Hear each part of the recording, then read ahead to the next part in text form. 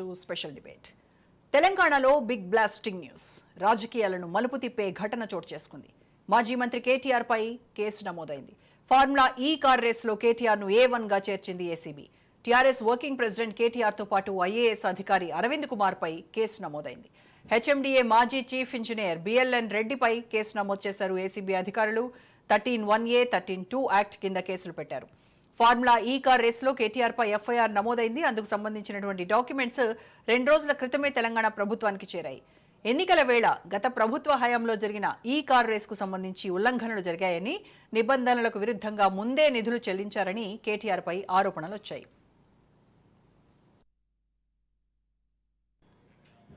విచారణ చేయాలని ఎంఏడియు అక్టోబర్లో ఏసీబీకి కంప్లైంట్ చేసింది. ఈ కంప్లైంట్లో 46 కోట్లను విదేశీ కరెన్సీ రూపంలో అనుమతి లేకుండా చెల్లించినట్టు లేఖలో పేర్కొన్నారు అధికారులు. అప్పటి మున్సిపల్ కార్యదర్శి అరవింద్ కుమార్ సహా అప్పటి చీఫ్ ఇంజనీర్తో పాటు కేటీఆర్ పై కేసు నమోదు చేయడానికి అనుమతి ఇవ్వాలని తెలంగాణ ప్రభుత్వానికి ఏసీబీ లేఖ రాసింది. అంతేకాక కేటీఆర్ పై కేసు నమోదుకు అనుమతి ఇవ్వాలని గవర్నర్కు లేఖ రాసింది. అయితే దీనిపై న్యాయ సలహా తీసుకున్న తర్వాతే గవర్నర్ అనుమతి ఇచ్చారు.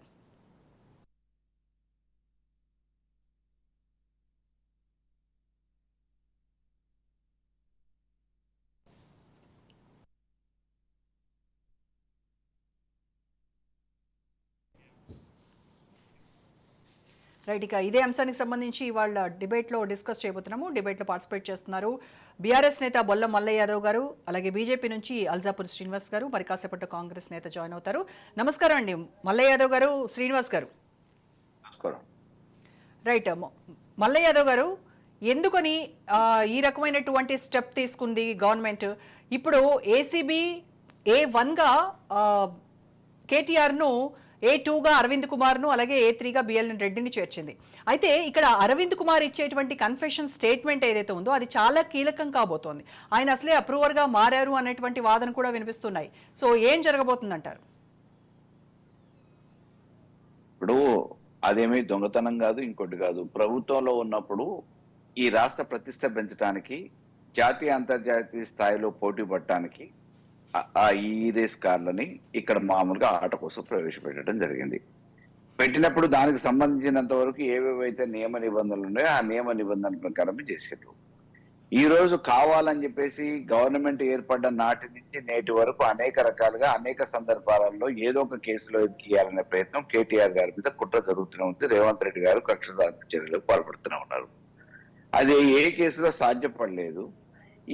ఇది ఏ రకంగా సాధించాలనే ఉద్దేశంతోనే కేంద్రంలో మామూలుగా ప్రతిసారి రాహుల్ గాంధీ గారిని కలవటం అనే పేరు మీద పోయి కేంద్రంలో ఉన్న బీజేపీ నాయకులను కలిసి వాళ్ళని ప్రసన్నం చేసుకొని ఈరోజు కేటీఆర్ గారి మీద కేసు పెట్టేసి కక్ష సాధింపుల చర్యలకు పాల్పడుతున్నారు. మన రాజ్యాంగంలో ఉన్న చిన్న చిన్న ఇబ్బందులు ఏంటంటే, న్యాయస్థానంలో కానీ ఆరోపణ మేర మీద అరెస్టులు చేసి జైలుకు పంపిస్తారు. బెయిల్ వచ్చిన తర్వాత అది కేసు రుజువు అవుతుందా లేదా అనేది సెకండ్. ముందైతే ప్రాథమికంగా విచారణ పేరు మీద జైలుకు పోయే సాంప్రదాయం ఉంది కాబట్టి వాళ్ళ క్షణికావేశం కోసమో లేకపోతే ఆనందం కోసమో కక్ష సాధింపు చర్యలు చేసుకోవడానికి మేము జైలుకు పంపించినాం, లేకపోతే కేసులు పెట్టించినాం, మేము పెద్ద ఇది చేసినాము అని చెప్పి చెప్పుకోవడానికి ఉపయోగపడుతుంది తప్ప ఇది ప్రజాస్వామ్యంలో ప్రజల కోర్టులో మాత్రం ఎట్టి పరిస్థితులలో అంగీకరించరు.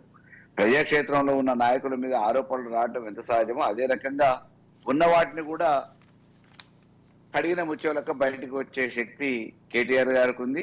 ఈ చిన్న చిన్న విషయాలలో ఏదో తలదూచి దాన్ని సొమ్ము చేసుకోవాల్సినంత అవసరం ఆగాయిత్యం వారికి వారి కుటుంబానికి లేదు. డెఫినెట్ గా ఇది రాజకీయంగా కక్ష సాధింపు చర్య తప్ప ఇంకొకటి లేదు. అయితే మల్లయ్య గారు, గవర్నర్ విచారణకు అనుమతి ఇచ్చారు అని అంటే కేంద్రం అనుమతి ఇచ్చినట్టే లెక్క. ఎందుకంటే కేంద్రం అంటే అక్కడ అధికారంలో ఉంది బీజేపీ కాబట్టి. సో కేటీఆర్ను ఈ కేసులో ఇరికించాలి అని రేవంత్ పన్నినటువంటి వ్యూహానికి బీజేపీ మద్దతు ఇచ్చింది అని అనుకుంటున్నారా? డెఫినెట్ గా ఈ మధ్య కాలంలో చాలా సార్లు పోయి ప్రసన్నం చేసుకొని బడే భయాన్ని సంబోధించిన దగ్గర నుంచి ఇప్పటి వరకు ప్రసన్నం చేసుకొని చేస్తున్నది ఏంటి అని అంటే, కేంద్రం నుంచి ఇక్కడికి మామూలుగా నిధులు తీసుకురావటమో లేకపోతే వేరే కొత్త కొత్త ప్రాజెక్టులు తీసుకురావటమో కాదు, కేసీఆర్ గారి మీద కక్ష సాధింపు చర్య కోసం, కేటీఆర్ గారిని అరెస్ట్ చేయడం కోసం ఏమేమి చేయాలనో ఏమేమి చేయడానికి ఉపయోగపడుతుందో వారి మద్దతు తీసుకోవడం కోసం, మద్దతును పొడగొట్టడం కోసం ఢిల్లీ పర్యటనలు చేస్తా ఉన్నాడు. బీజేపీ వాళ్ళు ఈ రోజు కాంగ్రెస్ వేరు కాదనేది అనేక సందర్భాలలో మేము మా నాయకత్వం కూడా చెప్పడం జరిగింది. అదే క్రమంలో ఈ రోజు గవర్నర్ గారి నుంచి అనుమతి తీసుకోవటంలో కూడా బీజేపీ నాయకులు ప్రసన్నం చేసుకొని కేసీఆర్ గారిని, కేటీఆర్ గారిని, బీఆర్ఎస్ పార్టీని ఇరకాటంలో ఇబ్బందులు పెట్టాలని ఒక ఆలోచన రేవంత్ రెడ్డి గారు చేస్తున్నారు. కానీ అది సాధ్యపడే విషయం కాదు. ఇది పెద్ద రాజకీయ రంగంలో ఉన్నప్పుడు కేసులు కొత్త ఏం కాదు. వీటికి బెదిరేది అదిరేది ఏమి ఉండదు. ఎందుకంటే ఆ రోజు ప్రాణాలకు తెగించే ఉద్యమం చేసిన నాయకుడు ఈ రోజు ఈ చిన్న చిన్న కేసులకి న్యాయస్థానం ఉంది. న్యాయస్థాన పరంగా న్యాయ పోరాటం చేయగలుగుతాం, ప్రజాక్షేత్రంలో చూసుకోగలుగుతాం.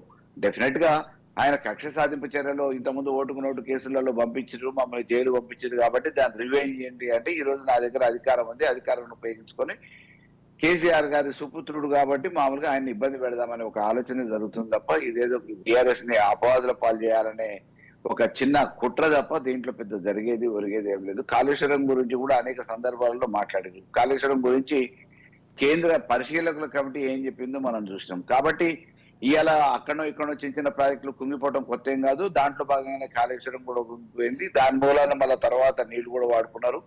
ఇటువంటి చిన్న చిన్న కుప్రయత్నాల వల్ల ఎక్కడికక్కడ ఏదో రకంగా ఇబ్బంది పెట్టి ఏదో ఒక కేసులు ఇరికేయాలనే ఆలోచన గవర్నమెంట్ ఫామ్ అయిన మొదటి రోజు నుంచే మొదలైంది. కాబట్టి వారి ఆనందం పొందటానికి ఇటువంటి ప్రక్రియకు పూనుకుంటున్నారు. అంతేగాని ఇలాంటి తాటాకు ఇది చెప్పులకి భయపడేది లేదంటారు.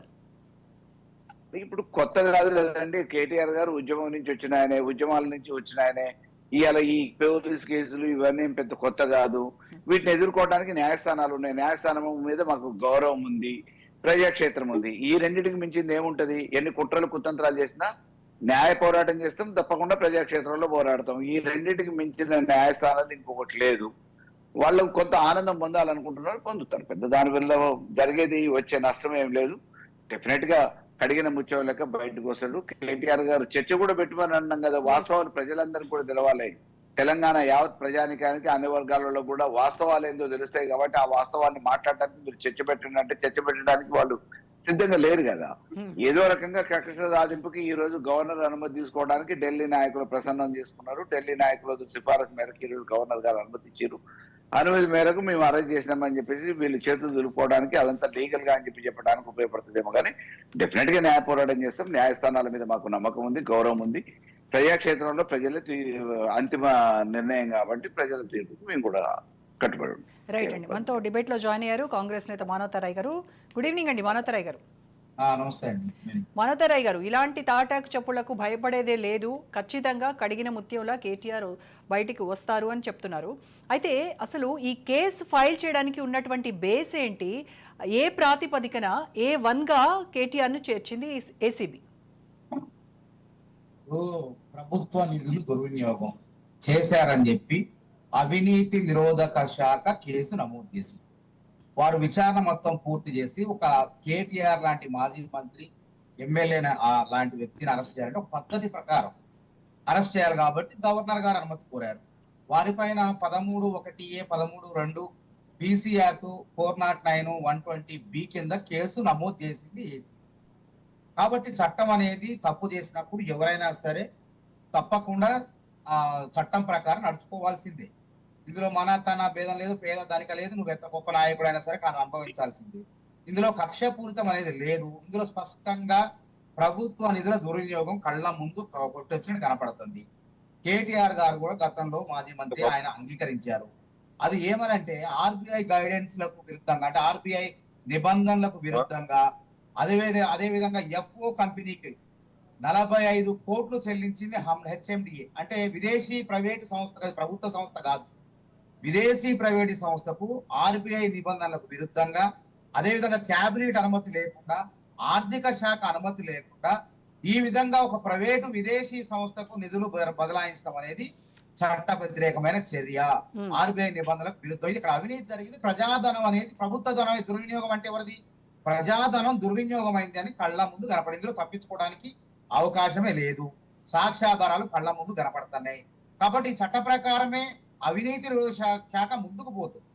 కాబట్టి దీనికి కక్ష సాధింపెట్లయితే మేమేం అధికారంలో ప్రజలు ఎట్లా, కాంగ్రెస్ పార్టీకి ప్రజలు అధికారం ఎందుకు గట్టబెట్టారు? కాళేశ్వరంలో అవినీతిని వెలికి తీస్తాం, కఠినంగా శిక్షిస్తాం తప్పు చేసిన వాళ్ళని. అదే విధంగా విద్యుత్ కొనుగోళ్లలో అవినీతి అక్రమాలు జరిగినాయి, తక్కువ కొనాల్సిన విద్యుత్తుని అత్యధిక ధరలకు వెచ్చించి కావాలని ప్రజాధనాన్ని, ప్రభుత్వ ధనాన్ని దుర్వినియోగం చేసే విధంగా కొన్నారు. ఆ అవినీతిని కూడా వెలుగు తీస్తాం. అదే విధంగా ఫోన్ ట్యాపింగ్ లో చాలా మట్టుకు వ్యాపారులను బెదిరించారు, రాజకీయ నాయకులు కుటుంబంలో వ్యక్తిగతమైన సంభాషణలు విన్నారు, కాబట్టి చాలా కుటుంబాల్లో చిచ్చు పెట్టారు, తప్పకుండా శిక్షిస్తామని చెప్పి మేము ప్రజల దగ్గరికి వెళ్తే ప్రజలు నమ్మారు. ఇలా ప్రజలకు మేము జవాబుదారితనంగా ఉండాలా వద్దా? అయితే మీరు చెప్పినట్టుగా మానవతారే గారు, మీరు ఇన్ని కేసులు ప్రస్తావించారు కదా, ఇన్ని కేసుల్లో లేనటువంటి స్పీడప్ చేయడము లేదంటే వాటి ఈ ఒక్క విషయంలోనే ఎందుకు అంత దూకుడుగా వెళ్తున్నారు? దూకుడు తప్పు చేసిన వాళ్ళు ఎవరైనా వెళ్ళాలి. గతంలో రేవంత్ రెడ్డి గారి పైన చర్యలు తీసుకున్నారు, ఇది కక్ష, అది వేరు. అది చట్ట ప్రకారం ఇప్పటికి కూడా ముఖ్యమంత్రి అయినా కోర్టు కేసులో తిరుగుతున్నారు. ఇక్కడ కళ్ళ ముందు అదేంది, అది ప్రజల ధనం కాదు, అది ఎన్నికల సంఘం నమోదు చేయాల్సిన కేసు, ఓటుకు నోటు ఏసీబీ వాళ్ళు నమోదు చేస్తే తెలవకుండా చట్టం ఒకళ్ళు నమోదు చేయాల్సిన కేసుని విచారణ జరపాల కేసుని ఇంకో సంఘం ఇంకో వాళ్ళు విచారణ జరిపారు, ఆ కేసు కోర్టులో నడుస్తుంది. కాబట్టి అది ప్రజాధనం దుర్వినియోగం కాలే. అక్కడ రేవంత్ రెడ్డి గారు ప్రజల డబ్బులు జేబులో వేసుకోలే అక్కడ. కానీ ఇక్కడ ముఖ్యమంత్రిగా ఉండి హెచ్ఎండి అధికారుల్ని వాళ్ళని ప్రోద్బలం చేసి వాళ్ళని అవినీతి రొంపులోకి దింపేసి విదేశీ సంస్థలకు నిధులు బదలాయించడం అంటే ఎంత ఘోరమైన తప్పిదం ఆలోచన చేయండి. కాబట్టి సాక్ష్యాలు రుజువులు స్పష్టంగా ఉన్నాయి. ఇందులో బీజేపీకి అంటగడతారు ఏంటంటే చట్ట ప్రకారం ధర్మం ప్రకారం నడుచుకుంటూ పోతే బీజేపీ కాంగ్రెస్ ఒకటట్లయితే మీరు బీజేపీ ఒకటి అధికారంలో ఉన్నన్ని రోజులు చీకటి రహస్య మిత్రులుగా ఇద్దరు కూడా జీవితం గడిపారు. చాలా మంది మీ అక్రమ సంబంధాన్ని బట్టబయలు చేశారు. లింగాజు కూడా ఎన్నికల్లో కలిసి పనిచేశారు, కలిసి పోటీ చేసి ఓడిపోయారు. కార్పొరేటర్ ఎన్నికలు, ఉప ఎన్నికల్లో చాలా సందర్భాల్లో బట్టబయలు అయింది మీ యొక్క చీకటి ఒప్పందం. కాబట్టి మీరు ఏదైనా చట్ట ప్రకారం అందరు నడుచుకోవాల్సిన, అల్లు అర్జున్ అయినా ఎవరైనా సినిమా తారులైనా ప్రముఖులైనా ఎవరైనా సరే అందరికీ సమానమే. కాబట్టి తప్పకుండా దీన్ని తప్పించుకోవడానికి అవకాశం లేదు. రాజకీయంగా ఏదో మాట్లాడుకుంటారు కానీ వాళ్ళు ఏంది తాటాకు చప్పుళ్ళు అంటారు, కానీ మేకపోతు గంభీరతను ప్రదర్శిస్తున్నారు. మళ్ళీ చెప్తున్నా, తాటాకు చప్పులు కాదు, కేసీఆర్ గారి ముఖంలో వణుకు చెమటలు పుడుతున్నాయి. మేకపోతు గంభీరత ప్రదర్శిస్తా అంటే మేక బలిచ్చేటప్పుడు మరి చెమటలు పుడితేనే నిండు అసెంబ్లీలో ఆయన చెప్పారు కదా చర్చకు సిద్ధం. మీరు ప్రజలకు వాస్తవాలు చెప్పేటువంటి ధైర్యం ఉందా? ఉంటే గనక మీరు దీనిపైన చర్చకు పెట్టండి, నేను దీనిపైన మాట్లాడడానికి సిద్ధంగా ఉన్నానని చెప్పారు కదా, సవాల్ చేశారు ఆయన. కళ్ళ ముందు అవినీతి కనపడుతుంది, అసెంబ్లీ సమయం వృధా కదండి. ఇట్లాంటిది ఈ అవినీతి కేసులో కళ్ళ ముందు ముఖ్యం ఆ క్యాబినెట్ ఆమోదం ఉందా? ఆయన లేదని చెప్పిండు. ఆర్థిక శాఖ అనుమతి లేకుండా ఎట్లా నేరుగా బదలాయిస్తారు అసలు? అంటే ప్రజాధనం అనుకున్నా, సొంత డబ్బులు అనుకున్నావా చెప్పండి? సొంత డబ్బులైనా సరే విదేశీ సంస్థలకు బదిలీ చేయాలంటే కొన్ని షరతులు ఉన్నాయి, నిబంధనలు ఉన్నాయి. నీ సొంత డబ్బులు కూడా ఇష్టాలు కొంత మేరకు మాత్రమే నీ ఖాతాలోకి వచ్చి రావాలి. అదే విధంగా వేరే వాళ్ళ ఖాతాలో బదలాయించాలన్నా అనుమతులు తీసుకోవాలా? అవన్నీ లేకుండా నీ ఇష్టం, నేను అధికారంలో ఉన్నా, నేను మంత్రిని, మా నాన్న ముఖ్యమంత్రి, నేను ఏమైనా చేయొచ్చు అని అంటే అది కుదరని పని. కాబట్టి కాంగ్రెస్ ప్రభుత్వం అవినీతిని రూపుమాపడం కోసం అధికారంలోకి వచ్చింది. కాబట్టి ప్రజలకు ఇచ్చిన వాగ్దానం ప్రకారం వాళ్ళపైన చట్ట ప్రకారం చర్యలు తీసుకుంటున్నాం. అది తీసుకోకపోతే వీళ్ళు అంతే వాళ్ళు అంతే, ఏం జరిగింది చెప్పండి అని చెప్పి అనుకోరా? మా పైన అపనమ్మకం ఏర్పడదా? ప్రజల నమ్మకాన్ని ఒమ్ము చేయకుండా రేపో మాపో కాళేశ్వరంలో అవినీతి ఉచ్చు బిగుస్తుంది. అదేవిధంగా విద్యుత్ కొనుగోళ్ల విచారణ కూడా పూర్తి అయిపోయింది. కాబట్టి తప్పకుండా ఎంత పెద్దవారైనా సరే ప్రజల్లో చట్టం పైన విశ్వాసం కలిగించడం కోసం మేము నడుచుకుంటాం తప్ప ఇందులో కక్ష సాధింపు లేదు. అంటే కక్ష సాధింపు అంటే తప్ప 55 కోట్లు మరి బదలాయించింది అబద్ధమైతే చెప్పండి, అవాస్తవం. అది వాస్తవమని వాళ్ళే ఒప్పుకుంటారు. వాస్తవాన్ని కేటీఆర్ గారే ఒప్పుకున్నప్పుడు ఇందులో చట్ట ప్రకారం చర్య తీసుకోవాల్సింది. ఇందులో రాజకీయ కక్ష ఎక్కడ ఉంది చెప్పండి? రాజకీయ కక్ష అంటే రేవంత్ రెడ్డి గారు డ్రోన్ ఎగరేస్తే అక్రమ ఫామ్ హౌస్ పైన చిన్న పిటి కేసు పెట్టి జైలు స్టేషన్ బెయిల్ ఇవ్వాల్సిన కేసులు ఆయన అక్రమంగా చీకటి కొట్టాలంటే ఉగ్రవాదులను బంధించేటువంటి జైల్లో చెల్లపల్లి జైలు ఆ రూమ్ లో ఒక్కడే బంధించారు. అది కక్షపూరితం అంటే. కానీ ఇక్కడ అట్లా కాదు కదా. చట్ట ప్రకారం గవర్నర్ అనుమతి వచ్చిన తర్వాత వాళ్ళు కేసు నమోదు చేశారు, విచారణ జరుపుతారు. గవర్నర్ విచారణకు ఒక నిమిషం మానవతరాయ్ గారు, గవర్నర్ విచారణకు అనుమతి ఇచ్చారా? తెలవాల్సింది విచారణ జరిగిన తర్వాత కోర్టులు నిర్ణయిస్తాయి. గవర్నర్ లీగల్ ఒపీనియన్ తీసుకున్న తర్వాత విచారణకు అనుమతించారా? అవును, అనుమతించారు, అంతే కదా. చాలా ఇప్పుడే కాదు, దాదాపు 4 రోజుల పైన ఆయన దగ్గర పంపించారు ఏసీబీ అధికారు. కాబట్టి వాళ్ళు కూడా చట్ట ప్రకారం గవర్నర్ అయినా ఏమైనా చట్టానికన్నా అతీతుడు చెప్పండి? ఆయన కూడా గవర్నర్ కూడా చట్టం ప్రకారం నడుచుకోవాల్సిందే. కాబట్టి చట్టం ప్రకారమే వారు అనుమతి ఇచ్చారు. ఇందులో మరి కాంగ్రెస్ కు బీజేపీకి ఎక్కడైనా ఉంటుందండి పొందున? పార్లమెంట్ లో పొద్దున్న లేకపోతే పోట్లాడేది మేము, రాహుల్ గాంధీ గారు, అమిత్ షా గారు, చూడండి, అంబేద్కర్ కూడా నిన్న అవమానించారు. జాతి మొత్తం కూడా బాధపడింది. కాబట్టి ఇట్లా ఈ విధంగా వాళ్ళకి మాకు ఎప్పుడు కూడా పొంతన ఉండదు, సఖ్యత ఉండదు. గుర్తుపెట్టుకోండి, రాజకీయ ప్రత్యర్థులే బీజేపీ అనేది. గుర్తుపెట్టుకోండి, వాళ్ళ విధానాలను మేము ప్రశ్నిస్తాం. వాళ్ళ అధికారంలో ఉన్నారు కేంద్రంలో, మేము వాళ్ళు తప్పు చేసినప్పుడు మేము ప్రశ్నిస్తాం. పార్లమెంట్ లో జేపీసీ కమిటీ వేయాలంటున్నాం. ఆ విధంగా ముందుకు పోతున్నాం.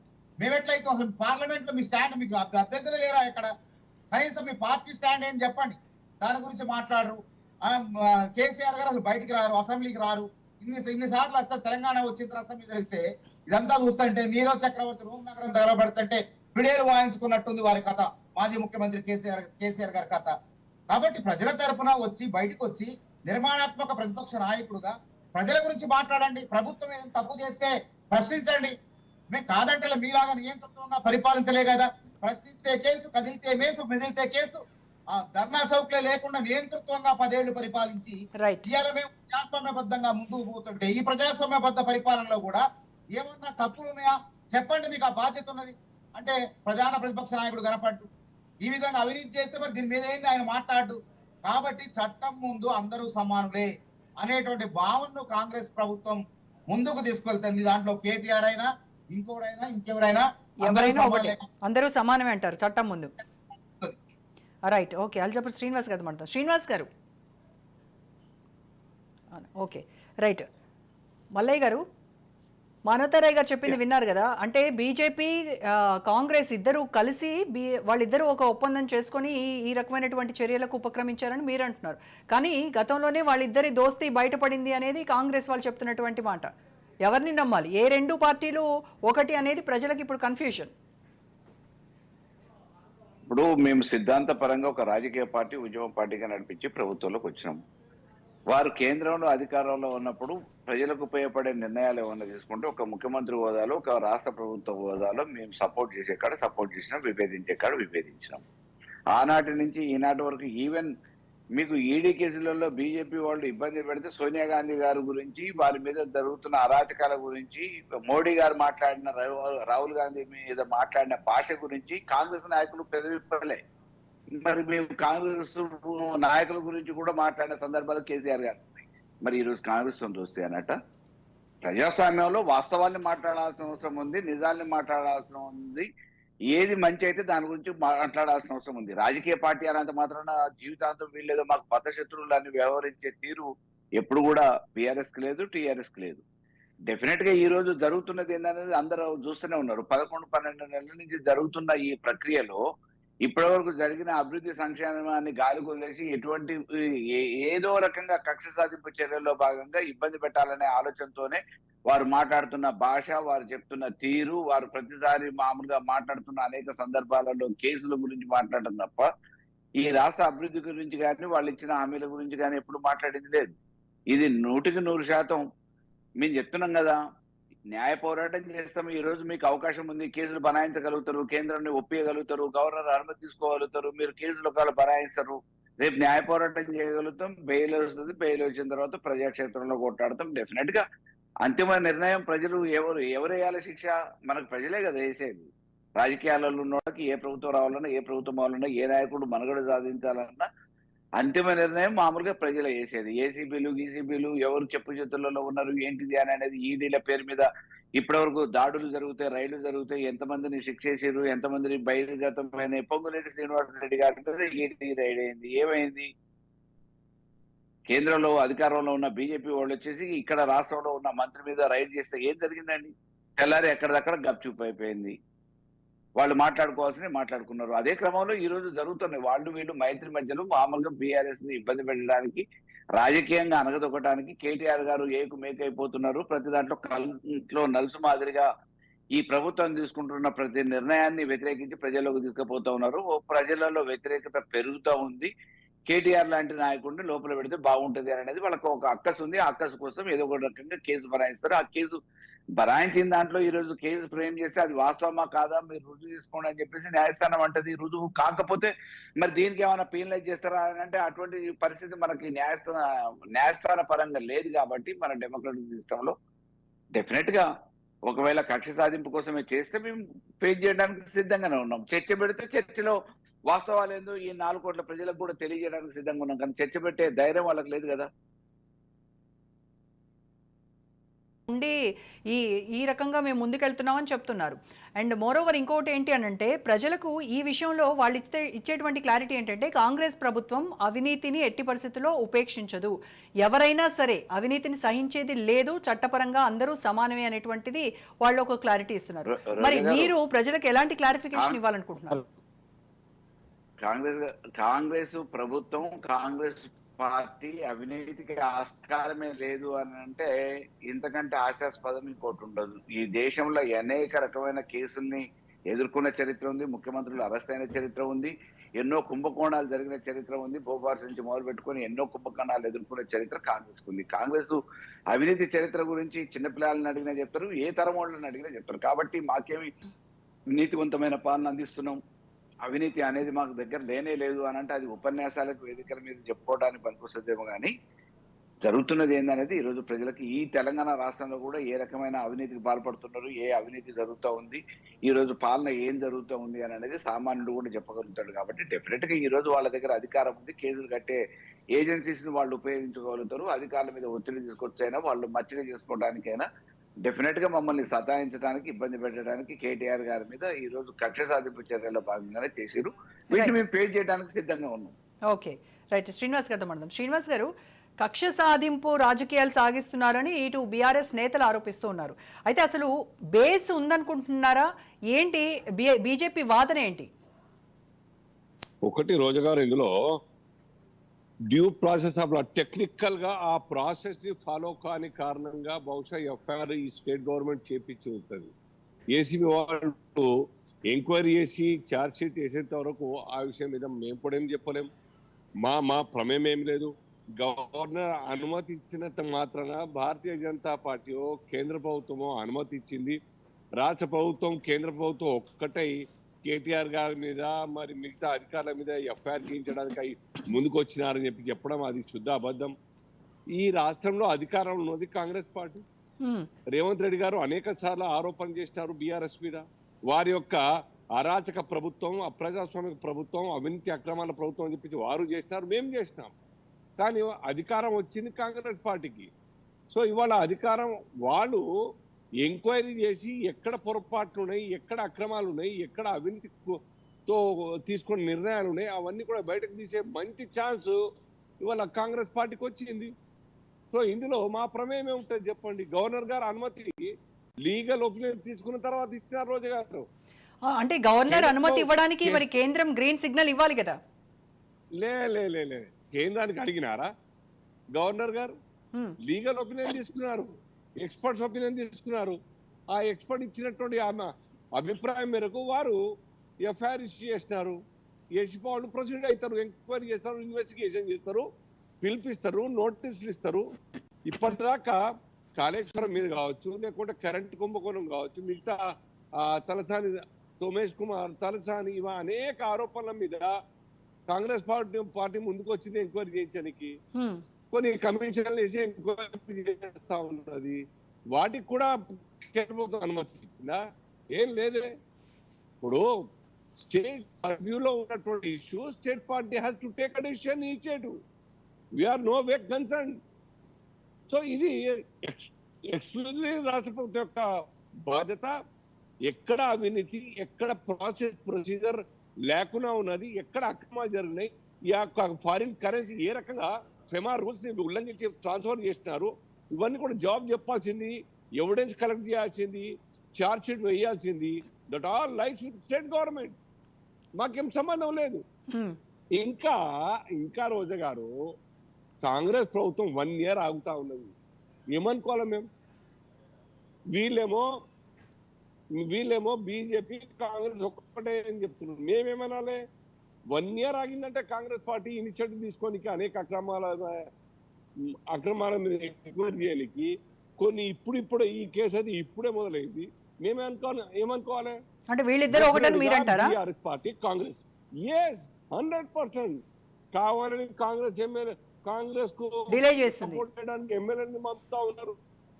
డిలే చేస్తున్నది ఒకరికి సపోర్ట్ చేసినట్టే కాంగ్రెస్ పార్టీ.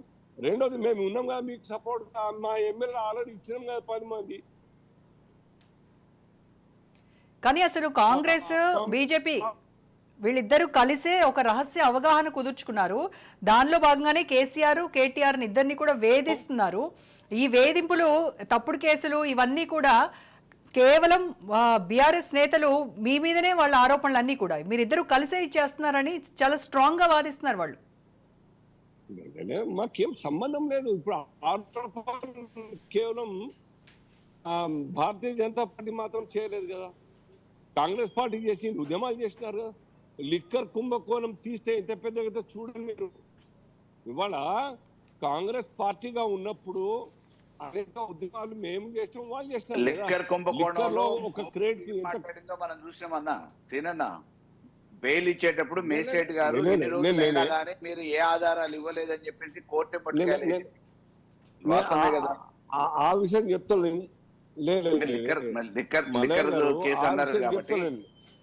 లిక్కర్ కేసు అన్నారు కాబట్టి లిక్కర్ కేసులో బెయిల్ రాష్ట్ర ఇచ్చేటప్పుడు ప్రభుత్వంలో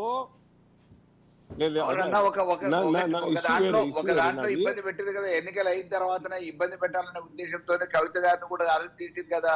అది ఇక్కడ ఉన్న వాళ్ళతోని సపోర్ట్ తోని మీరు కూడా చేసింది కదా. చేసింది జరిగింది ఏంటి? కోర్టే ఇన్ని రోజులైనా దాదాపుగా ఇన్ని నెలలైనా కానీ దానికి సంబంధించిన ఆధారాలు ఎందుకు సేకరించలేపారు, ఎందుకు లేవు, అనవసరంగా ఎందుకు ఇబ్బంది పెట్టి జైల్లో పెడతారు అని చెప్పేసి మొట్టికాయలేసి మరి ఇచ్చింది కదా అన్న పేరు. నా ఇష్యూ వేరే. ఇక్కడ లిక్కర్ కుంభకోణం అంటే ఈ యొక్క రాష్ట్రంలో మీ ఇష్యూ వేరేనా? వాస్తవం ఇదైతే వాస్తవం కదా. మొన్న జరిగిన ఇన్సిడెంటే కదా, మా మీద జరిగిన ఇన్సిడెంటే కదా. ఇదైతే కళ్ళ కట్టినట్టు చెప్పిన వాస్తవమే కదా. మేజిస్ట్రేట్ గారే కన్సర్న్ డిపార్ట్మెంట్ కి మొట్టికాయలేసి మరి చేస్తారు.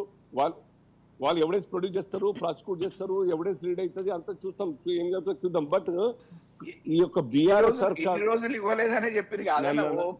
నా మాట చెప్పనియండి. ఈ Complete. రాష్ట్రంలో రోజా గారు ఇలా ఇప్పుడు ఐఏఎస్ అధికారి అమోయ్ గురించి కావచ్చు, సోమేష్ కుమార్ గురించి కావచ్చు, లేదా రాష్ట్రంలో రేట్లు లిక్కర్ బాటిల్ రేట్లు పెంచేసి ఏ రకంగా కమిషన్లు తీసుకున్నారు బీఆర్ఎస్ ప్రభుత్వంలో, ఎవరెవరు సపోర్ట్ చేస్తారు, వాళ్ళకు మధ్యవర్తులుగా ఉండి ఆ అసోసియేషన్ వాళ్ళేంది, ఆ అధికారులు ఏంది, మంత్రులు ఏంది, ఈ విషయాలు కూడాను అన్నీ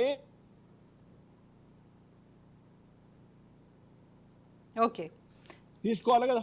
నిజంగా కూడా కాంగ్రెస్ సర్కార్ చిత్తశుద్ధి ఉంటే ఈ రాష్ట్ర ఖజానాని కొల్లగొట్టినటువంటి అధికారులే కావచ్చు, లేకుంటే అధికారంలో ఉన్నటువంటి నాయకులే కావచ్చు, ఏమైనా ఉంటే వాటి మీద శ్వేతపత్రం రిలీజ్ చేయాలి, ఎంక్వైరీ చేసి ముందుకు రండి. మీరు ఎందుకు ఆపుతా ఉన్నారు? 1 year అంటే 1/5 of the time is already over. మీరు ఎప్పుడు చేస్తారు? ఎప్పుడు ప్రాసిక్యూట్ చేస్తారు? ఎప్పుడు ఎవిడెన్స్ రీడ్ చేస్తారు? ఎప్పుడు శిక్షిస్తారు? ఇవన్నీ లేవు అంటే డెఫినెట్ గా ఎక్కడొక చోట మీరు మిలాఖాత్ ఉన్నది. కాంగ్రెస్ బీఆర్ఎస్ ఒకటే, నువ్వు నేను ఒకటే కదా. గతంలో సర్కారు వెళ్ళినాం, గతంలో పొత్తుల పోటీ చేసినాం. ఇంకెందుకు మీకు నాకు? మనం కొట్టాడేది బీజేపీతోనే. బీజేపీ పెద్ద శక్తి కూర్చున్న దేశం మొత్తంలో. హర్యానా మరి మన మహారాష్ట్ర ఎలక్షన్ కు చూసినాం. ఇక్కడ వాళ్ళ నెక్స్ట్ ఇక్కడనే పశ్చిమ బెంగాల్ 2 టార్గెట్ ఉన్నాయి. వాళ్ళతో పెట్టుకుంటే మనం ఒక్కటే ఆలోచన. ఇప్పుడు కొత్తగా అదే పరిస్థితి ఉంటుంది. ఏం కొత్తదేం కాదు. కాంగ్రెస్ పార్టీ రేవంత్ రెడ్డి గారికి కూడా ఇన్సెక్యూర్ గా ఉన్నది. ఇన్సెక్యూర్ ఉన్నది. రైట్ శ్రీనివాస్ గారు, మీది సిగ్నల్ ఇష్యూ ఉన్నట్టుంది. ఓకే, మనోతరయ్య గారు ఒక్క నిమిషం మళ్ళీ మాట్లాడతాను. మనోతరయ్య గారు, ఇప్పుడు ఎలక్షన్ కోడ్ అమల్లో ఉన్నప్పుడు కేటీఆర్ మంత్రిగా ఆయన ఎలాంటి ఆదేశాలు జారీ చేయకూడదు, ఆయన చేయలేదు. అలాంటప్పుడు మరి కేటీఆర్ చెప్తే చేశాను అని చెప్పేసి అరవింద్ కుమార్ అంటున్నారు. మరి ఈ వాదన అసలు నిలబడుతుందంటారా? ఎలక్షన్ అధికారం అంటే ఎలక్షన్ టైంలో ఎవరు ఎన్నికల సంఘం అధికారులే ఉంటారు కదా. అందుకే దీని ప్రోద్బలం ఉన్నటువంటి ప్రధానంగా ఈ నేరం జరగడానికి ప్రోత్సహించినటువంటి వ్యక్తి, కారకుడు, కీలక సూత్రధారి A1 గా పెట్టారు. ఆ తర్వాత ఇంజనీర్, హెచ్ఎండిఏ సంబంధించిన ఇంజనీర్ ఉంటాడు. ఇంకెవరైనా చాలా మంది వచ్చే అవకాశం ఉంది. ఈ ముగ్గురే కాదు, ఇంకా A4, A5, A6 కూడా వస్తారు దీంట్లో చట్ట ప్రకారం. ఎందుకంటే చట్టం మీద కొంత అవగాహన ఉంది కాబట్టి మేము ఈ విధంగా చెప్తున్నాం. కాబట్టి ప్రస్తుతం అయితే ముగ్గురిని పేర్కొన్నారు. తర్వాత ఇంకెంతమంది వస్తారు తీగలాగితే డొంకంతా గదిలినట్టు, అవినీతి డొంకంతా గదిలినట్టు గదలబోతుంది. కాబట్టి ఆ 10 ఏళ్ల పరిపాలనలో చట్టం లేదు, నిబంధనలు లేవు, ఏవి లేవు, వాళ్ళు ఇష్టానుసారంగా వ్యవహరించారు. కాబట్టి కాంగ్రెస్ ప్రభుత్వంలో ఆ విధంగా కాదు. కాబట్టి అలాగే. మరి గౌరవ మాజీ ఎమ్మెల్యే పెద్దలు అన్నగారు మాట్లాడుతూ బోఫోర్స్ అంటున్నారు. దయచేసి గుర్తుపెట్టుకోండి, ఆ బోఫోర్స్ అనేది ఎప్పుడు 2004లోనే ఢిల్లీ హైకోర్టు కొట్టివేస్తే సుప్రీంకోర్టుకి దాన్ని బీజేపీ వాళ్ళు అప్పీల్ చేస్తే మీరు అప్పీల్ చేయటం జాప్యమైంది, అసలు ఈ కేసులో పసలేదు, ఇందులో అవినీతి జరగలేదని చెప్పి కేసు కొట్టివేయడం జరిగింది. పూర్తిగా రాజీవ్ గాంధీ గారు క్లీన్ చిట్ ఇవ్వడం జరిగింది. కాబట్టి దయచేసి ఆ విధంగా ఆరోపణలు చేసి తప్పించుకోవాలనుకోకండి. కాంగ్రెస్ కు 2G స్పెక్ట్రం కానీ ఏ ఆరోపణలు కూడా కోర్టులలో నిలవలేదు. దయచేసి మీరు కడిగిన ముత్యం లెక్క రావాలన్నా, లేకపోతే పగిలిపోయిన ముత్యం లెక్క, గాయపడ్డ ముత్యం లెక్క మీరు తేల్చుకోవాలంటే ఫస్ట్ ఏసీబీ విచారణకు సహకరించండి. ఆ తర్వాత కోర్టులు ఏం చెప్తే అప్పుడు దాని గురించి మనం మాట్లాడదాం. అంతేగాని మేము నేరం చేయలేదు, శిక్షపూరితం అనే మాటలు మాట్లాడితే ప్రజలు నమ్మే పరిస్థితులు లేరు. ప్రజలకు అంతా కూడా రాజకీయం ఉప్పుపాల లెక్క అర్థమైపోయింది వాళ్ళకి. కాబట్టి మనం ఎన్ని చేసినా కానీ అందుకే ప్రజలు మాకెందుకు అవకాశం ఇచ్చారు? జవాబుదారితనం గతంలో లేదు. ఎంతో మంది వామన్ రావు దంపతుల్ని ఏ విధంగా న్యాయవాదుల్ని కిరాతకంగా ఏ విధంగా చట్టాన్ని చేతిలో తీసుకొని చంపారు ఎమ్మెల్యే ఉన్నటువంటి పుట్టామందు, ఇట్లాంటి ఘోరమైన సంఘటనలు ఉన్నాయి, నేరేళ్ల ఘటన ఉన్నది. ఇట్లా కాబట్టి ప్రజలు కాంగ్రెస్ పార్టీకి ఓటేస్తే ప్రజాస్వామ్యం, చట్టాలు గౌరవించబడతాయని చెప్పి మాకు అధికారం అప్పచెప్పారు. కాబట్టి వాళ్ళ నమ్మకాన్ని ఒమ్ము చేయకుండా మేము ఒక పక్క అభివృద్ధి చేసుకుంటూ చేసిన అప్పులు తెచ్చుకుంటూ చట్టాలని మరి చట్టాలపై ప్రజలకు నమ్మకం కలిగించే విధంగా ముందుకు పోతుంది కాంగ్రెస్ ప్రభుత్వం తప్ప ఇందులో వేరే అటువంటి అంశాలు లేవు. బీజేపీకి మాకు ఎప్పుడు కూడా పచ్చగడ్డేస్తే బొగ్గట్టది. మీరు కలవచ్చు వాళ్ళతో, మీ ప్రాంతీయ పార్టీ మన ఎన్నికల్లో కూడా కలిసే పోటీ చేశారు. వాళ్ళు మీ ఓట్లన్నీ కూడా బీఆర్ఎస్ బొల్లమల్ల యాదవ్ గారు మీ నియోజకవర్గంలో కూడా మీ ఓట్లన్నీ కూడా బదలాయింపు చేశారు వేరే వేరే బీజేపీ అట్లా బయటపడ్డాయి. మొత్తం కూడా అన్ని నియోజకవర్గాలు ఇంతే జరిగింది. మా నియోజకవర్గంలో వచ్చిన ఓట్లే జనసేన పోటీ మీ నియోజకవర్గం మీ పార్టీ 2000 ఓట్లు రాష్ట్ర వ్యాప్తంగా ఇప్పుడు బీజేపీ వాపు కాకుండా మీ బలాన్ని వాళ్ళకి ఇచ్చి బీజేపీ వాపు చూపించారు. వాళ్ళు వాపు చూసుకొని బలుపు అనుకుంటున్నారు పార్లమెంట్ ఎన్నికలు. కాబట్టి దయచేసి మీరు మాజీ ఎమ్మెల్యే, మీరంటే మా గౌరవం, పెద్దలు మీరు. కాబట్టి అర్థం చేసుకోండి, ఇందులో కక్ష సాధింపు చర్యలు లేవు. ప్రభుత్వం తన పని తాను చేసుకుంటూ పోతుంది. ఇప్పుడు వాస్తవాలను ఎన్నో రోజులు దాచిపెట్టలేము, నిజాన్ని దాచిపెట్టలేము. ఈ రోజు కాకపోతే రేపు తెలుస్తుంది. మా నమ్మకం మాది. ప్రజా కోర్టులో మేము తెలుసుకోవడానికి సిద్ధంగా ఉన్నాం, న్యాయ పోరాటం చేయడానికి సిద్ధంగా ఉన్నాం. ఈ రోజు అధికారాన్ని అడ్డం పెట్టుకుని కేసులు పెట్టుకుంటే మేమేం భయపడేది లేదు, అది లేదు, బెదిరేది లేదు, బహిరంగంగా చెప్తున్నాం కదా. దాంట్లో వేరే పెద్ద కాంట్రడిక్షన్ ఏం లేదు. ఇప్పుడు రాజకీయ కక్షతో కేసులు పెట్టినా మేము పే చేయడానికి సిద్ధంగా ఉన్నాం అంటున్నాం. సాక్ష్యాధారాలు ఇందులో తప్పించుకోవడానికి అవకాశం లేదు. డాక్యుమెంటరీ దస్త్రాల రూపంలో ఉన్నాయి. ఒక వ్యక్తిని హత్య చేస్తే ఐ విట్నెస్ అంటారు, వాళ్ళు చూస్తే కంటితో చూసిన వాళ్ళు ఎవరైనా చెప్తే చెప్పకపోతే శిక్ష పడదు, చెప్తే శిక్ష పడదు. కానీ డాక్యుమెంటల్ ఎవిడెన్స్ ఉన్నటువంటి నేరాలు తప్పకుండా అవకాశం ఉంటుంది, శిక్ష పడే అవకాశం. చట్టం తప్పించుకునే అవకాశం లేదని నేను చెప్తాను. ఒకవేళ కోర్టు ఏది చెప్తే అది, మనం ఎందుకు కోర్టు తీర్పును ముందే ఉటంకించాలా? అది కూడా చట్టబద్ధ చట్ట వ్యతిరేకంగా వ్యవహరించాలంటే కోర్టు చెప్పే అంశాలు కూడా మనం చెప్పడం. అందుకే చట్టాలని, న్యాయస్థానాన్ని గౌరవించే వ్యక్తులుగా మేము దానికి సిద్ధమే అని చెప్తున్నాం. దాంట్లో ఇబ్బంది ఏం లేదు. కాకపోతే రాజకీయ కక్షతో పెడుతున్నారని చెప్తున్నాం. మేము చట్టాన్ని, న్యాయస్థానాన్ని, ప్రజా కోర్టుని అన్నింటి గౌరవిస్తాం. 55 కోట్లు ఇప్పుడు చట్ట ప్రకారం మీరు నడుచుకుంటే ఈ సమస్య తలెత్తేది కాదు. 55 కోట్లు విదేశీ ప్రైవేటు సంస్థకు బదలాయించేటప్పుడు కేబినెట్ అనుమతి లేదు. ఆర్బీఐ నిబంధనలకు విరుద్ధంగా మీరు బదలాయింపు చేశారు హెచ్ఎండిఏ సంస్థ ద్వారా. కాబట్టి మీరు చట్ట ప్రకారం మన ఏసీబీ అధికారులు, అవినీతి శాఖ అధికారులు కేసు నమోదు చేశారు.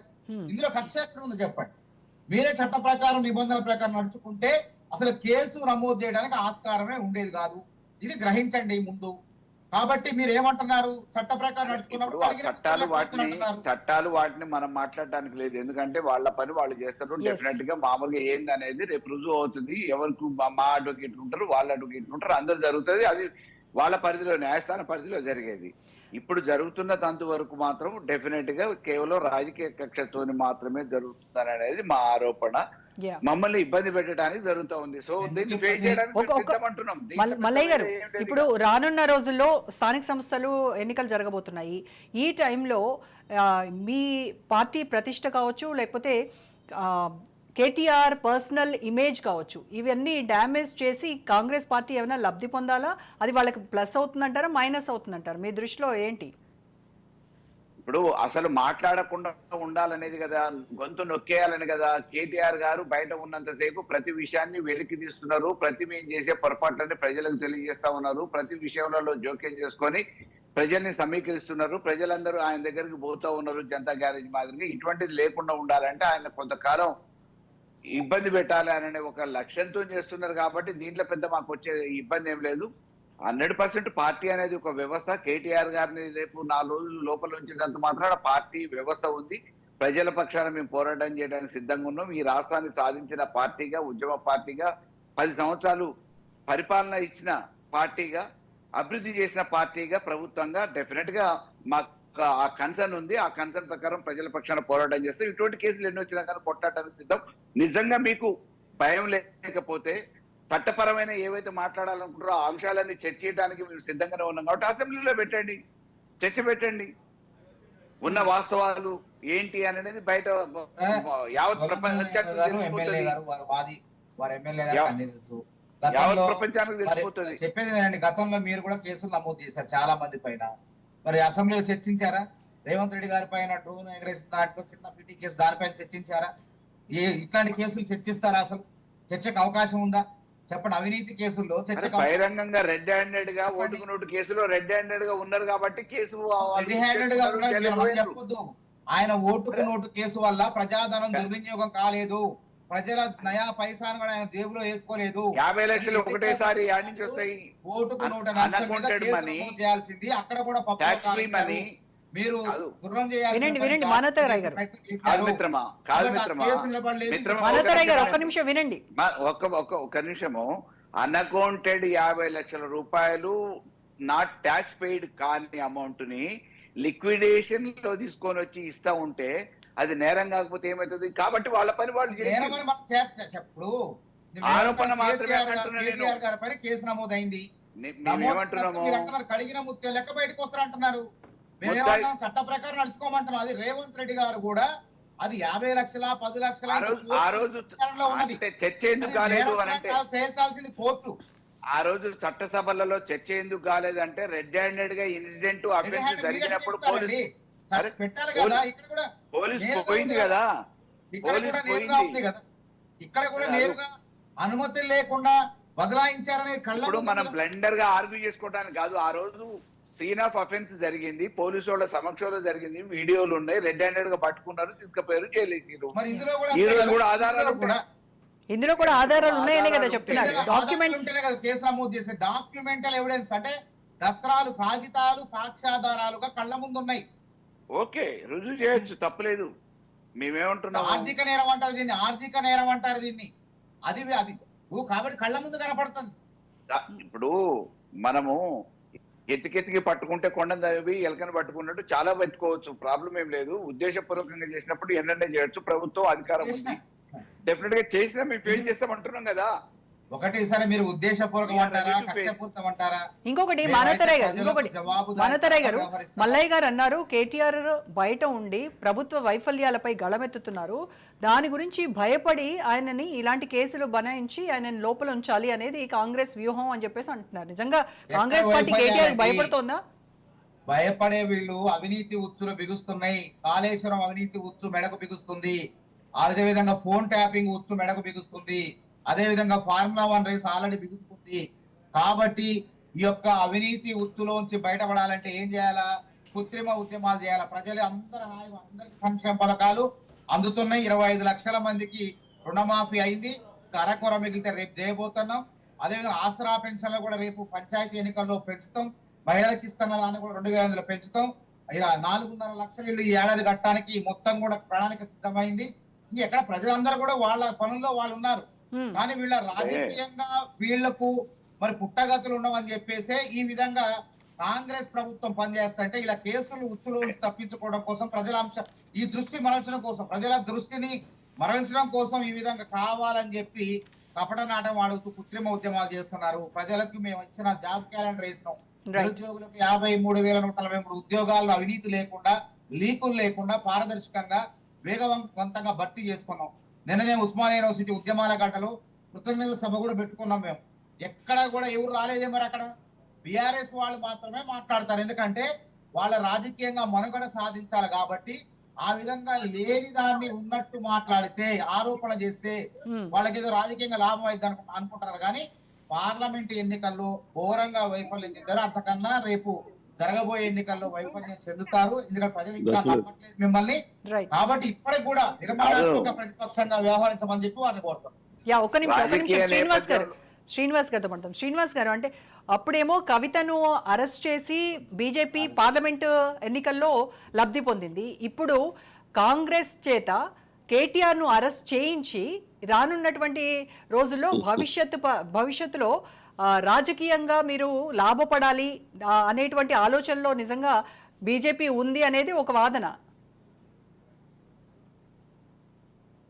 అది హాస్యాస్పదమైనటువంటి ఆరోపణ రోజా గారు. ఇప్పుడు మాకేం లాభం చేకూర్చేది ఏమున్నాయి? ఇప్పుడు ఎలక్షన్లు ఉన్నాయి, ఎమ్మెల్యే ఎలక్షన్లు, ఎంపీ ఎలక్షన్లు. వాళ్ళు కాంగ్రెస్ పార్టీ ఇవాళ ఆరోపిస్తున్న విషయం నిరూపించుకోవాల్సిన బాధ్యత వాళ్ళది. వాళ్ళు చెప్తా నుంచి ఎటువంటి ఆరోపణ లేకుండా, ఎటువంటి ఒక అనుమానం లేకుండా మేము చాలా పారదర్శకంగా మేము పరిపాలిస్తున్నామని చెప్పి కాంగ్రెస్ మిత్రులు మాట్లాడుతూ ఉన్నారు కదా. బీఆర్ఎస్ కూడా అవే మాటలు మాట్లాడేది 10 ఏళ్ళు. దాని తర్వాత ఈ కొత్త గవర్నమెంట్ వచ్చిన తర్వాత కొత్త అన్ని విషయాలు బయటపడతా ఉన్నాయి. అదే పరిస్థితి కాంగ్రెస్ ఉంటది. అంత ఈజీ కాదు. కాంగ్రెస్ ఆకలితో ఉన్నారు. 10 సంవత్సరాలు పవర్ లేక ఆ కాంగ్రెస్ నాయకులంతా కూడా ఎప్పుడెప్పుడా మోక దొరుకుతుంది, ఎప్పుడెప్పుడా అనే ఆలోచనలో ఉన్నారు. కొంత వెయిట్ చేస్తున్నట్టు మాట వేరే విషయం, కానీ వాళ్ళు కూడా అవే తప్పులు చేస్తారండి. అంతే ఈజీ కాదు. సో ఇవాళ దీంట్లో మేము లాభపడేదే లేదు. వాళ్ళిచ్చి వాళ్ళు తప్పులు చేసి ప్రజలకు పల్చన పడతారు, ఇమేజ్ పోతుంది, ఓట్లు లాస్ అవుతారు తప్ప మేము చేసేది ఏం లేదు. కర్మన్నే వాధికారస్తే మా ఫరేషు కదాచన అన్నట్టు వాళ్ళు చేసుకున్న పాపాలు, వాళ్ళు చేసుకున్న తప్పులన్నీ కూడా ప్రజలు గమనిస్తారు. పరిపాలన లోపాలన్నీ కూడా అర్థం చేసుకుంటారు. డెఫినెట్ గా ఆ 2 పార్టీలు ఒక్కటే. ఈ 2 పార్టీలు కాదు, అసలు ఈ 2 పార్టీలతో పరిపాలన సుపరిపాలన కాదు. పవర్ అన్నది ఎంజాయ్ చేయడం లేదు తప్ప ప్రజల కోసం పరిపాలించేది యోగ్యత లేదు అన్న విషయం కాంగ్రెస్ గురించి కూడా ప్రజలకు ఇప్పటికే అర్థమైపోయింది. ఏ నిర్ణయం తీసుకున్నా రోజా గారు చూడండి, మీరు హైడ్రా ఫెయిల్ అయిందా, మూసి ఫెయిల్ అయిందా, లేదా లగచన ఫెయిల్ అయిందా, ఇలా అనేక నిర్ణయాలు తీసుకొని డ్రాప్ అయ్యే పరిస్థితి ఎందుకు వస్తా ఉన్నది? ఎందుకు ఆ యొక్క ప్రజల్లో విశ్వాసం పెంచు మోడ్లో పడినారు? ఆ యొక్క ప్రాజెక్ట్స్ కావచ్చు, ప్రపోజల్ కావచ్చు పెండింగ్ లో పెట్టి వాళ్ళు మైండ్ డైవర్ట్ చేసేటువంటి మైండ్ గేమ్ ఆడుతూ ఉన్నారు Congress party. Because they don't have that credibility in the public, they last credibility. So ఇది ఏ కోశానికి కూడా ప్రజల్లో కాంగ్రెస్ పార్టీ లూజ్ అవుతుంది, బీఆర్ఎస్ అయితే కానే అయిపోయింది. మేము గత ఎన్నికల్లో లాభపడడం మీరు చెప్తున్నారు కవిత గారి గురించి. మేము లాభపడేది ఏముంది? వారు చేసిన పాపాలే కదా ప్రజల విశ్వాసం పోయింది. మేము 1 2 10 మందికి మార్చగలుగుతామచ్చు ప్రజల యొక్క మనసులో వ్యతిరేకతను, లేకుంటే పాజిటివ్ వ్యతిరేకత గురించి. అది లక్షల మంది కదా, not even single seat Devan. Okay, కొందరు ఆరోపిస్తారు కాంగ్రెస్ చూడండి, లూజు వీక్ క్యాండిడేట్లను నిలబెట్టిస్తున్నారు బీజేపీకి గెలవడానికి. అది సాధ్యమవుతుందా? అది అయితే ఎట్లా? లూజ్ క్యాండిడేట్ పెట్టినా, స్ట్రాంగ్ క్యాండిడేట్ పెట్టినా ప్రజలు నిర్ణేతలు. ప్రజలు వాళ్ళకు ఉన్నది కాబట్టి వాళ్ళు 10 సంవత్సరాల పాలన చూస్తారు కేసీఆర్ గారి యొక్క డిక్టేటర్షిప్. సో వాళ్ళు ఓడించాలనుకున్నారు, ఓటేస్తారు. చాలా చాలా ట్రాన్స్పరెంట్ గా ఎలక్షన్ జరిగినాయి. ప్రజలు మాకు ఓటేస్తారు. మేము తెచ్చినాం కాంగ్రెస్ 8, మేము 8. బీఆర్ఎస్ కి 1 సీట్ రాలే, అనేక సీట్లలో డిపాయిట్ దే లాస్ట్ డిపాయిట్ ఆల్సో. సో ఇది ప్రజల యొక్క చేతుల్లో ఉంటుంది, కానీ మేము లాభం కోసం చేసేదేమో రాజకీయాలు. ఓకే, రైట్ శ్రీనివాస్ గారు. సో మల్లయ్య గారు, ఇప్పుడు ఫారిన్ ట్రాన్సాక్షన్ జరిగింది ఈ వ్యవహారం మొత్తంలో, కాబట్టి ఆర్బీఐ అనుమతి తప్పనిసరి అనేటువంటి వాదన ఉంది. మరి అలాంటప్పుడు దీన్ని సాకుగా చూపించి ఈ కేసును గనక సిబిఐకు బదలాయించేటువంటి ఛాన్సెస్ ఉంటే మరి అక్కడ సిబిఐని కూడా ఎదుర్కోవడానికి మీ పార్టీ సిద్ధంగా ఉందా? ఇప్పుడు డెఫినెట్ గా అండి, ఏదో రకమైన నెపంతో నేరం మోపి ఇబ్బంది పెట్టాలనే ఆలోచనే చేస్తున్నప్పుడు దాన్ని ఏ రకమైన కాన్సిక్వెన్సెస్ అయినా ఎదుర్కోవడానికి మేము సిద్ధంగానే ఉంటాం కదా. డెఫినెట్ గా వాళ్ళు సిబిఐ అని అంటారు, లేకపోతే ఇంకో రకంగా కూడా మామూలుగా మలచడానికి అనేక రకమైన ప్రయత్నాలు చేస్తారు. దానికి సంబంధించిన లీగల్ ఒపీనియన్ కూడా తీసుకుంటారు. ఈ రోజు గవర్నర్ తోని ఏ రకంగానైతే కేంద్రం దగ్గర నుంచి వాళ్ళ మక్కువతోని పర్మిషన్ ఇప్పించారో ఆ రకంగా ఇంకోటి టర్న్ చేయడానికి ఏ రకమైన ప్రయత్నాలనే చేస్తారు. ఆ ప్రయత్నాలన్నింటిని కూడా ఎదుర్కోవడానికి మేము సిద్ధంగానే ఉన్నాం, న్యాయ పోరాటం చేయడానికి సిద్ధంగానే ఉన్నాం. ఒకటి ఇక మామూలుగా ఇక 8 సీట్లు గెలిచినాం, మేము 8 సీట్లు గెలిచినాం, పార్లమెంట్ లో వాళ్ళకి 0 వచ్చినాయి అంటే ఇటువంటి రాజకీయాలలో గెలుపోవటంలో సహజమైన విషయం. 100 సంవత్సరాల చరిత్ర ఉన్న కాంగ్రెస్ ఒకసారి గుర్తు చేసుకోవాలి. ఏ రాష్ట్రాలలో దేశంలో ఎన్నిసార్లు ఓడిపోయింది, ఎన్నిసార్లు గెలిచింది, మొన్న 5 శాసనసభ్యులు ఉన్న తర్వాత ఇలా అధికారం ఎట్లా వచ్చింది అనేది. 2 పార్లమెంట్ సభ్యులతో 2 పార్లమెంట్ సభ్యులతో ఇలా అధికారంలోకి వచ్చి మేము ఎన్నిసార్లు పరిపాలిస్తున్నామన్న బీజేపీ కూడా గుర్తుపెట్టుకోవాలి. గెలుపోవటములు అనేది పెద్ద ప్రామాణికం కాదు. ఒక్కోసారి ప్రజలలో వచ్చిన ఇబ్బంది కానీ ఇంకోటి కానీ కారణాలు ఏవైనా డెఫినెట్ గా మళ్ళీ మేము తిరిగి పుంజుకోగలుగుతాం. ఏ ప్రభుత్వం బాగా చేసింది, ఏ నాయకత్వం ఈ రాష్ట్రానికి శ్రీరామ రక్ష అనేది ఆలోచిస్తారో ఆ పరిస్థితులలో మళ్ళీ గత ప్రభుత్వం చేసిన పనులే ఈ రోజు ప్రజలకు గుర్తొస్తున్నాయి. కేసీఆర్ గారు శ్రీరామ రక్ష అని చెప్పేసి అని అనుకుంటారు. దీంట్లో పెద్ద ఆలోచించాల్సిందో ఇంకోటి మామూలుగా పెద్ద ఇబ్బంది జరిగేది మాకేం ఉంటదని చెప్పేసి మేము అనుకోవట్లేదు. రాజకీయాలు అన్న తర్వాత ఇటువంటి కక్ష సాధింపు చర్యలు ఉంటూనే ఉంటాయి కాబట్టి వీటిని ఎదుర్కోవడానికి మాకేం కొత్త కాదు. జైల్లో కొత్త కాదు, కేసులేం కొత్త కాదు కదా. ఉద్యమం చేసినప్పుడు అసలు మామూలుగా శూన్యత నుంచి మొదలుపెట్టి ఉద్యమం చేసి రాష్ట్రాన్ని సాధించారు. ఇవాళ మామూలుగా అంటున్నారు కాళేశ్వరం ప్రాజెక్టు లేకపోతే టెలిఫోన్ ట్యాపింగ్ ఇవన్నీ. ఈ లిస్టు చదవటం కాదు. మీరు 100 రోజులలో అమలు చేస్తా అన్న 6 పథకాల గురించి మీరు మామూలుగా అమలు చేసి చూపియండి. ఇప్పటికీ 1 సంవత్సరం అవుతున్నది. ప్రజలు అడుగుతున్నారు. వాటి గురించి వదిలిపెట్టి అధికారం మాకుంది కదా, ప్రభుత్వం మాకు అధికారం ఇచ్చింది కదా అనే, ప్రజలు ఇచ్చింది కదా అనే ఉద్దేశంతో ఎంతసేపు టెలిఫోన్ ట్యాపింగ్ లో ఇరికిద్దామా, లేకపోతే ఇంకో కేసులో ఇరికిద్దామా, రాజకీయంగా ఎట్లా కక్ష సాధింపులు చర్యలు చేపడదాం, ఎట్లా బీఆర్ఎస్ వాళ్ళని టీఆర్ఎస్ నాయకులు ఇబ్బంది పెడదాం, జైలుకు పంపిద్దాం, సోషల్ మీడియాల పేరు మీద కేసులు పెడదామా, ఈ ఆలోచన చేస్తున్నారు. కానీ మీరు ఇచ్చిన హామీల గురించి మాట్లాడట్లేదు, ఆలోచన చేయట్లేదు, నెరవేర్చట్లేదు. ఒక ఫ్రీ బస్ అనగానే సరిపోతుందా? మీరు ఇచ్చేటి ఏదో నామమాత్రంగా రుణమాఫీ ఏమైందో ఒకసారి ఆలోచించుకోండి, రైతు బంధు ఏమైందో ఒకసారి ఆలోచించుకోండి, 2500 మహిళల కోసం ఇస్తా అన్న పెన్షన్ ఏమైందో అడగండి, మా వృద్ధుల కోసం ఇస్తా 4000 రూపాయలు ఎటుపోయినాయో వాటి గురించి ఇవ్వకపోతే ప్రజలేమి చర్చించుకుంటారో ఆలోచన చేయండి. మీ మీద నమ్మకంతో ప్రజల అధికారం ఉపయోగిస్తే అధికారాన్ని అడ్డం పెట్టుకుని ఇవ్వాలా ప్రతిపక్షం వాళ్ళ మీద కేసులు పెట్టడం, బనాయించడం, లేకపోతే జైలుకు దోలటం కాదు. మేము ఇచ్చిన మాట మేరకు ప్రజలకు ఇచ్చిన హామీలు నెరవేర్చాలనే ఆలోచన చేయండి. దాన్ని వదిలిపెట్టి ఎంతసేపు మామూలుగా గత ప్రభుత్వం తప్పులు చేసింది కదా, గత ప్రభుత్వం తప్పులు చేస్తే ఈ 10 సంవత్సరాలలో మామూలుగా అభివృద్ధి లేకపోతే ఈ రోజు మీకు వచ్చే ఆదాయం ఎక్కడిది? ఈ రోజు మీ పరిపాలన ఎంత బాగుందని అంటే రోజు రోజుకి ఆదాయం తగ్గుతుంది. ఆర్థిక సంక్షోభం ఎందుకు ఏర్పడుతుంది? ఇవాళ రిజిస్ట్రేషన్లు ఎందుకు ఆగిపోయినాయి? రియల్ ఎస్టేట్ వ్యాపారాలు ఎందుకు ఆగిపోయినాయి? గ్రామాలలో కనీసం పండుగలు చేసుకోలేని పరిస్థితి ఎందుకు వచ్చింది? పండించిన ధాన్యాన్ని కొనలేని పరిస్థితిలో దుస్థితిలో ఈ రోజు ఈ ప్రభుత్వం కొనసాగుతుంది. రైతుల మీద దాడులు చేసి కేసులు పెట్టిరు. నిన్న న్యాయ పోరాటం చేసి వాళ్ళ పక్షాన మేము పోరాటం చేసినాం, బెయిల్ ఇప్పించినాం. కాబట్టి ఈ రోజు మీరు ఎంతసేపు అధికారం ఇప్పించిన ప్రజల గురించి, వాళ్ళ బాగోగుల గురించి, సంక్షేమం గురించి, అభివృద్ధి గురించి ఆలోచించకుండా ప్రతిపక్షంగా ఉన్న బీఆర్ఎస్ నాయకులను ఎట్లా ఇబ్బంది పెట్టాలి, గత ప్రభుత్వంలో చేసిన మంచి పేరు వీళ్ళకి ఏడొస్తుందో ఏదో రకంగా బురద జల్లాలి, గత ప్రభుత్వంలో ఉన్న 10 సంవత్సరాలలో మాకు బాగా జరిగిందని ప్రజలు ఏదైతే సామాన్యులు మాట్లాడుకుంటున్నారో, రైతు బంధు ఇచ్చారు, పెన్షన్ ఇచ్చారు, టైంకి ఇచ్చారు, మమ్మల్ని ఆదుకున్నారని సామాన్యులు ఏదైతే అంటున్నారో వీటన్నిటిని డైవర్ట్ చేయాలనే ఉద్దేశంతో ఈ రోజు కేసులు పెట్టే ప్రక్రియకు పొందుకుంటున్నారు. వీటి వల్ల పెద్ద మాకు వచ్చే నష్టం ఏం లేదు. డెఫినెట్ గా ప్రజలలో ఎవరు నిజాయితీ పరులు, ఎవరు నిస్వార్థ పరులు, ఎవరు అవినీతి పరులు, ఎవరు మామూలుగా కాలక్షేపం కోసం పరిపాలన కొనసాగిస్తున్నారు అనేది నిర్ధారించుకునే తెలంగాణ ప్రజానికి ఉంది. ప్రజలకు ఇచ్చినటువంటి హామీలపైన దృష్టి కాకుండా వాగ్దానాలన్నీ ప్రజలందరికీ చేరని అంశాలు అమలు చేయనటువంటి వాటి కూడా మేమే చెప్తున్నాం. ఇందులో దాపరికం లేదు. వాళ్ళు కనుక డబుల్ బెడ్రూమ్ ఇల్లు కడతా అని చెప్పి 2,91,000 ఇల్లు అంచనాలు వేసి 1,50,000 కట్టి అందులో సగం కూడా చాలా మంది పూర్తిగా కూడా 50,000-60,000 ఇల్లు కట్టేసి లబ్ధిదారులకు ఇవ్వకుండా ఎండకి ఎండి వానకు దడిసే విధంగా అవి మొత్తం కూడా అసాంఘిక శక్తుల కార్యకలాపాలు నిలయాలుగా మారిపోయి వాటన్నిటి కూడా 150 కోట్లు వెచ్చించి లబ్ధిదారులకు ఇచ్చే కార్యక్రమాలు చేపడుతుంది కాంగ్రెస్ ప్రభుత్వం. అదే విధంగా ఇప్పటి వరకు 107 కోట్ల మంది మహిళలు ఉచిత బస్ సౌకర్యాన్ని పొంది 3,500 కోట్ల మహాలక్ష్మి పథకం కింద. అదే విధంగా 45 లక్షల మందికి 500కే సబ్సిడీ సిలిండర్ వస్తుంది. కాబట్టి వాళ్ళకి డబ్బున్న వాళ్ళకి జూబ్లీహిల్స్ లో, బంజారాహిల్స్ లో ఉన్న గృహాల్లో కుబేర్లకు మాత్రం సబ్సిడీ ఇయ్యం. 1 కోటి పైగా సిలిండర్లకు ఇస్తున్నాం. అదే విధంగా 49 లక్షల మందికి గృహజ్యోతి పథకం కింద 200 యూనిట్లకే ఉచిత విద్యుత్ ఇస్తున్నాం అర్హులకే. డబ్బున్న వాళ్ళకి మల్లారెడ్డి లాంటి కుబేర్లకి అట్లాంటి వాళ్ళకి ఇవ్వం. సంక్షేమ పథకం అనేది దారిద్ర్య రేఖకు దిగువన ఉన్న వాళ్ళకి, పేద Right వాళ్ళకి అండి. నువ్వు మా అమలు ప్రభుత్వంలో చేస్తున్నవన్నీ కూడా మేము- రేవంత్ రెడ్డి కూడా తీసుకున్నాడే. మా ప్రభుత్వంలో రేవంత్ రెడ్డి కూడా రైతు బంధు పథకం తీసుకున్నాడు. రేవంత్ ఉత్తమ్ రెడ్డి కుమార్ రెడ్డి కూడా తీసుకున్నాడు. ఇప్పుడు రేవంత్ రెడ్డి తీసుకున్నా, ఉత్తమ్ కుమార్ రెడ్డి తీసుకున్నా, మీరు ఆ విధంగా చేశారు. Right అండి, right అండి. Okay, thank you. Revanth Reddy Thank you so much.